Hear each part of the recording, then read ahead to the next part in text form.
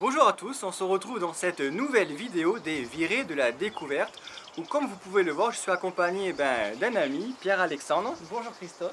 Qui va nous présenter dans quelques secondes les étranges formes que vous voyez derrière nous.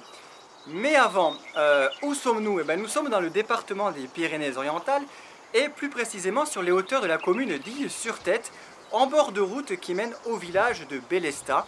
Bélestat qui a une histoire assez intéressante parce que il s'agissait du dernier village, c'est un village frontière du royaume de France, jusqu'à la signature du traité des Pyrénées par Louis XIV.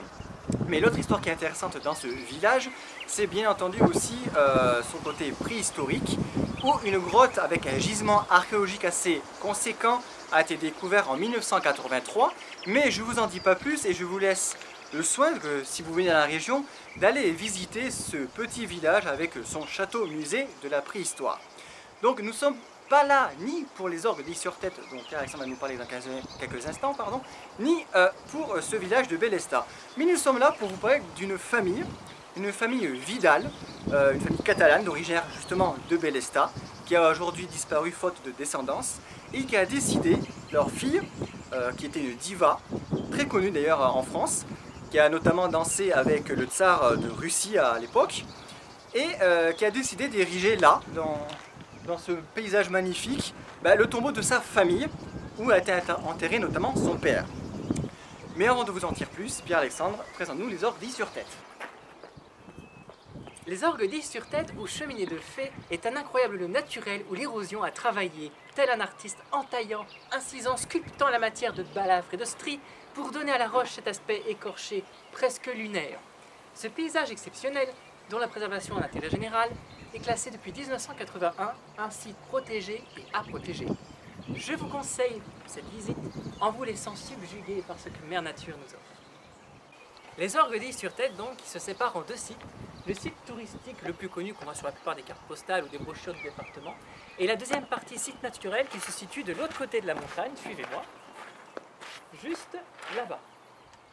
Merci Pierre-Alexandre pour ce petit éclaircissement sur les orgues d'Is-sur-Tête que si vous ne connaissez pas, on vous invite donc à venir visiter avant que ça ne disparaisse. Vous avez quand même le temps. Sinon, Livia et la découverte épisode 5, les tombeaux de la Sibylle, c'est tout de suite.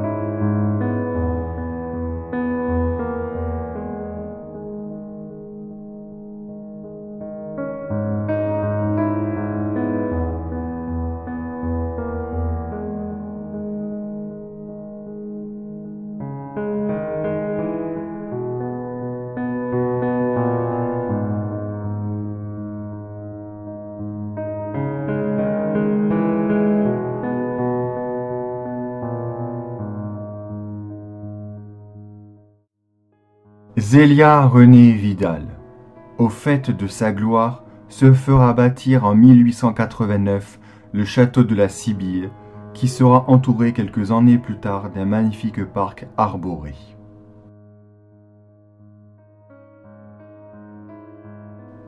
Ce château verra la visite de nombreux personnages illustres de cette époque. Notamment en 1906 du musicien Camille Saint-Saëns. Ce dernier, compositeur de Samson et Dalila, de la danse macabre et de tant d'autres chefs-d'œuvre, arriva en gare d'Is-sur-Tête un jour de l'année 1906 à 4 heures de l'après-midi. Se fit porter au château et en repartit le lendemain à la même heure.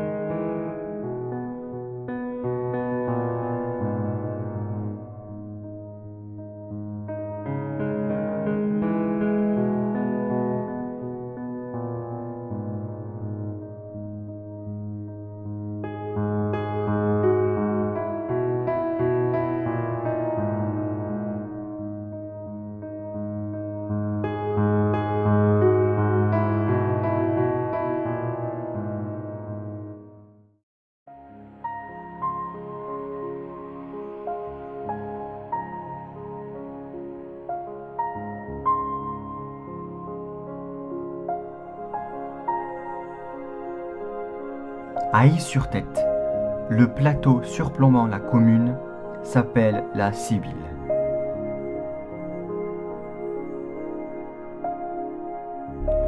D'ailleurs, longtemps, le site des orgues était appelé les orgues de la Sibylle. Ces orgues, qui ont la couleur et l'aspect du sable, contiendraient peut-être l'esprit d'une Sibylle, cette femme qui a reçu le don de prophétie. Alors, est-il permis de croire qu'une Sibylle, du temps des Grecs, aurait pu hanter la région d'Is-sur-Tête? Ne peut-on pas dire que c'est grâce à des forces divines que l'on doit la configuration de cet étonnant paysage? Pourquoi ce nom de divinité grecque a-t-il été donné à ce coin du territoire? Nul ne le sait et nul ne le saura jamais.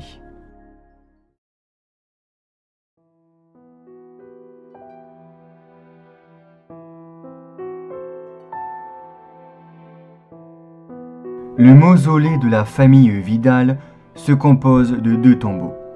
Le tombeau supérieur en forme d'obélisque, où il y a encore quelques années s'érigeait une croix aujourd'hui disparue, est celui où repose Narcisse Vidal. Sa fille Zélia y a fait graver cette épitaphe.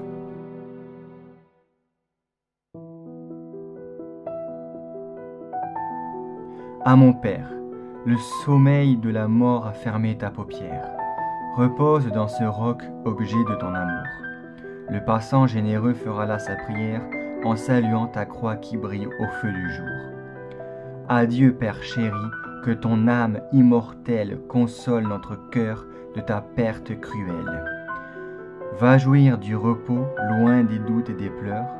À Père, nous t'aimons, ton souvenir fidèle, comme un phare brillant, luira sur nos douleurs.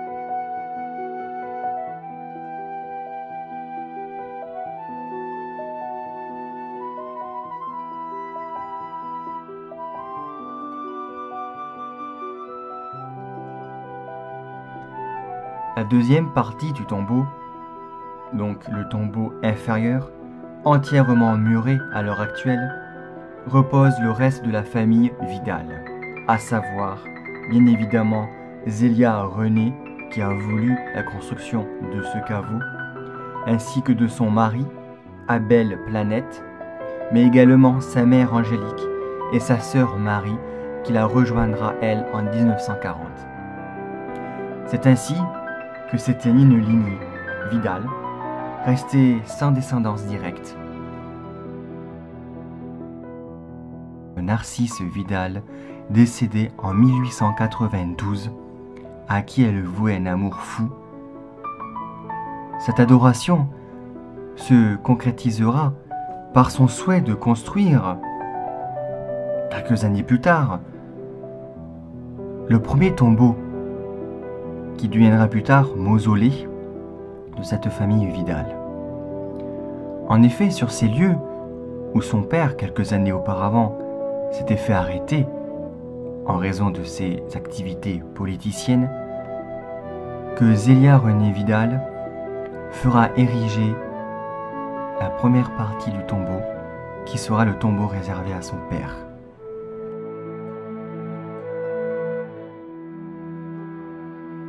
Ce tombeau, unique pour un père adoré, s'agrandira pour accueillir au final mère, époux, sœurs, qui seront dorénavant réunis pour l'éternité en ce même lieu, dans cet endroit où la vie de son père avait brusquement viré au cauchemar.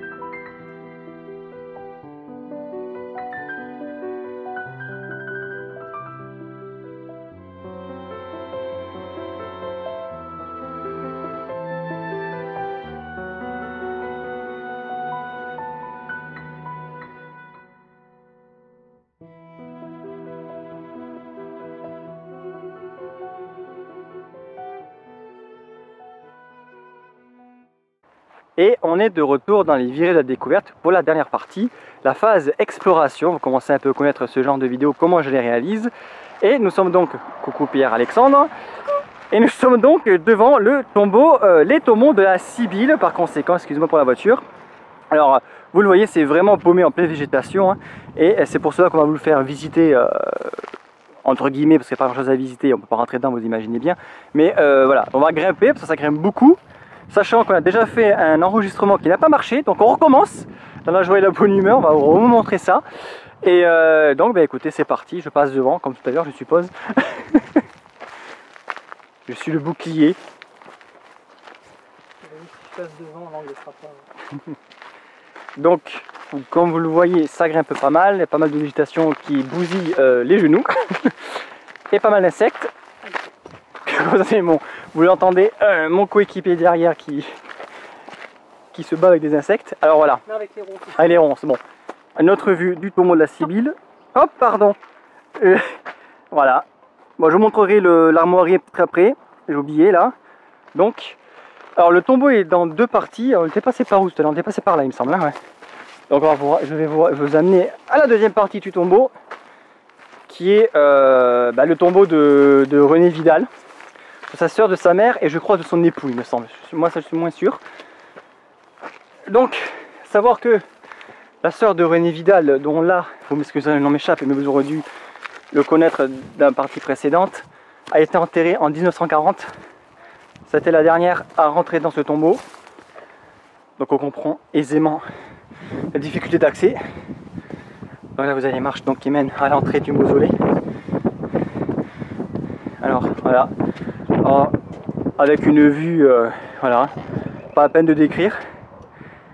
Je pense que ça, l'image répond, enfin, l'image, voilà, n'hésite pas de commentaire. La plaine de Roussillon. Et un petit peu plus loin, petit zoom, hop, petit zoom pas trop nerveux. Là, vous avez donc le village anciennement frontière de Bélestat, dont est originaire la famille Vidal. Voilà. Donc là, bon, pas beaucoup de, voilà, de prévus, c'est un peu compliqué, vous imaginez bien quand regardez, hop, vraiment au bord. Donc voilà, c'est l'entrée du mausolée qui a été muré. Ah, je me casse le dos, mais je vous montre l'armoirie qui représente des lyres que vous avez pu retrouver sur la villa de René Vidal un peu précédemment. Voilà, j'essaie de bien vous montrer. Une grande lyre entourée derrière et gravée, les initiales. Voilà, tout à fait, de René Vidal. D'ailleurs, c'est quand même particulier qu'elle ait mis que ses initiales à elle. Alors que c'est toute sa famille.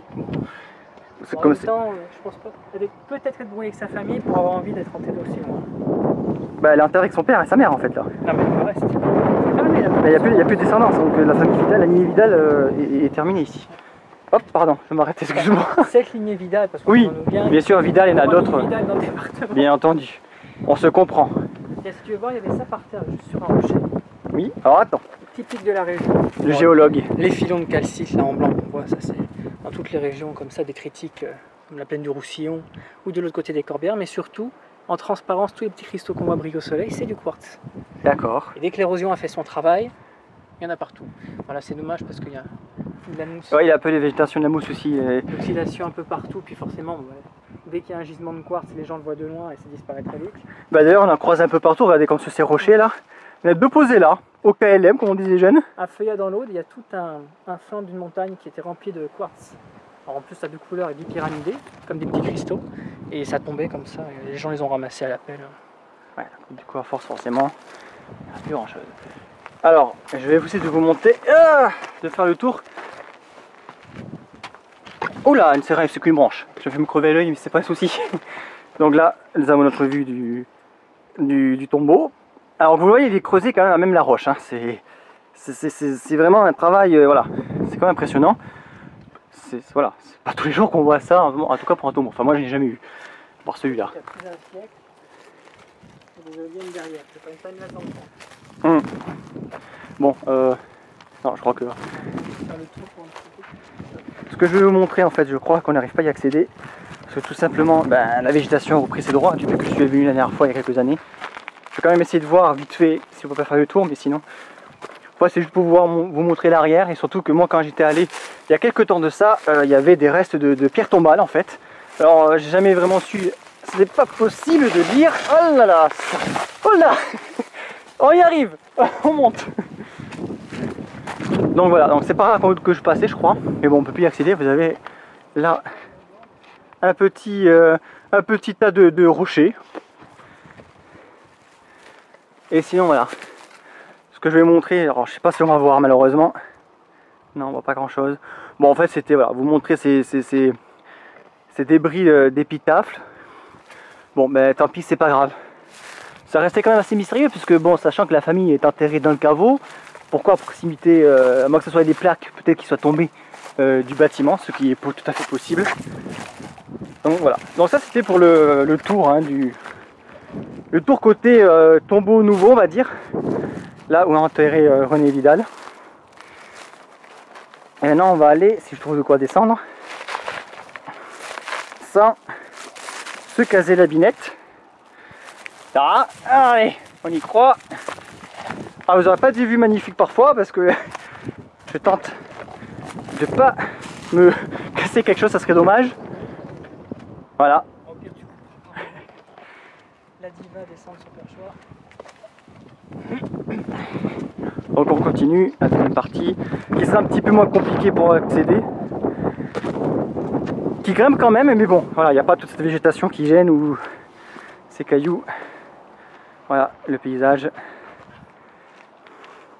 Donc là, on va se diriger vers le premier tombeau. En fait, c'était le tombeau du père de René Vidal, qui, comme vous avez pu l'entendre dans la partie historique, eh ben, elle a fait ériger ici le tombeau, tout simplement parce que c'est là où son père s'était fait attraper. Ça a été caché et il s'est fait attraper. Voilà. Donc on se précipite pas d'ailleurs parce que sinon on va chuter, mais on se dirige donc vers le premier tombeau du père avec une vue encore plus incroyable. Voilà. Une histoire particulière où c'est un rocher. Boomerang granitique. D'accord. Comme il y en a un million. Oui, c'est le géologue de l'équipe. Enfin, de la modeste équipe de 2 personnes que nous sommes. Du duo. Ah ben, à partir de 2, hein, c'est une équipe. Donc là, c'est l'ascension. Et pour certaines personnes, même d'autres. Ah merde. Ça va, pas de mal? Ah oui, comme t'es lunettes, ça c'est fâcheux quand même. C'est bon? Ah, oh là là. Bon. Géologue de la boue, mais pas de terrain. Vous devez vous dire qu'on est vraiment pas malin pour monter, mais c'est vraiment pas évident. Hein. On est vraiment pour nous non plus. Voilà, on n'est pas vraiment équipé pour. Là, je suis en train d'escalader. Parce que je dois dire que c'est vrai que j'avais oublié que ce lieu grimpait à ce point en fait, pour être honnête. Et c'est vrai que ça grimpe pas mal. Voilà notre vue. L'autre côté du tombeau, pardon, voilà. Avec le canigou au fond. Je vous filme. Ouais, il y a quasiment plus de neige hein, à cette période de l'année, ce qui est normal d'ailleurs. Voilà.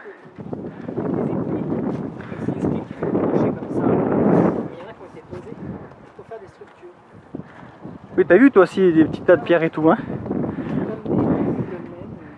Voilà, nous sommes. J'ai filmé, ouais, bah, ce que je disais, petit tas de pierres qu'il y avait derrière là. J'ai filmé, c'était un petit dolmen, quoi. Je sais pas pourquoi les gens font ça. Donc, nous sommes au dos du deuxième tombeau et là nous arrivons au tombeau, on va dire primitif du père. Voilà, donc c'est un tombeau en deux. C'est un mausolée en deux, on va dire, pardon. Toujours cette construction assez, voilà, pyramide. Qui a été assez pas mal endommagée d'ailleurs par le temps. Voilà. Je vous montre la vue du deuxième paysage. Je me pousse pas. Non, c'est bon, c'est bon. Voilà. Je vais essayer de vous faire un petit 360 du mieux que je peux.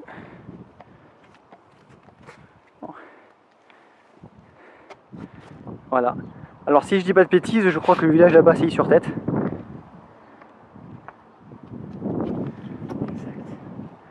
Oui, sur tête. On va voir un morceau des orgues là-bas.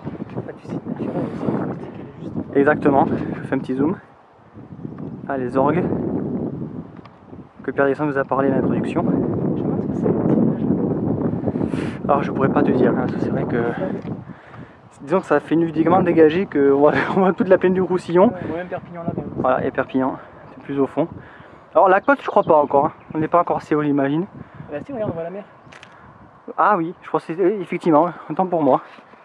On va voir le zoom. La terminaison périclinale des Pyrénées qui se jette là au niveau de, je sais, en Sardaigne, au niveau de Bagnols. Donc c'est qu'on voit la mer déjà d'ici. Et donc voilà. Bon, bah là, nous avons la plaque du père. Alors bon, là, il y a eu un coup de pioche, je sais pas quoi dessus, je sais pas pourquoi. Bon, il y a toujours des imbéciles. Mais je pense que vous avez dû avoir la reproduction de ce qui est écrit dessus précédemment, la partie historique. Pour savoir ce qu'il y a écrit dessus. Là, tu vois la photo ici à côté sur le. Oui, on mettra une photo, enfin on verra comment on fera. Voilà. Donc on vous a fait un petit tour rapide. Je crois que c'est dans le plan, c'est pas un souci. Voilà, donc bon, c'est très rapide, ça a duré 10 minutes. Bon, convenable, on continue comme ça. Mais c'est pour montrer un peu voilà, le lieu, parce que comme vous pouvez le comprendre, c'est assez pas perdu. Parce qu'il y a les communes sur tête qui bon, c'est une commune, c'est pas un petit village quand même, qui a quoi, 10 minutes. C'est pas clairement indiqué.